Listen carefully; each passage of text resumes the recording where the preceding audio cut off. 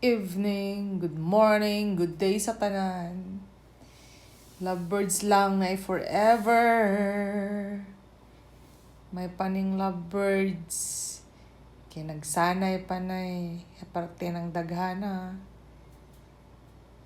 Basta hilom kayang balay, managhan yun ang lovebirds. Muni sa surala guys, sa balay sa ko ang mother-in-law. Yung mga collection ng mga tanom. Mga plantito. Nice kayo ng balay daghag bulak guys. Fresh kayo. Mas stress reliever kayo pag daghag tanom. Thank you.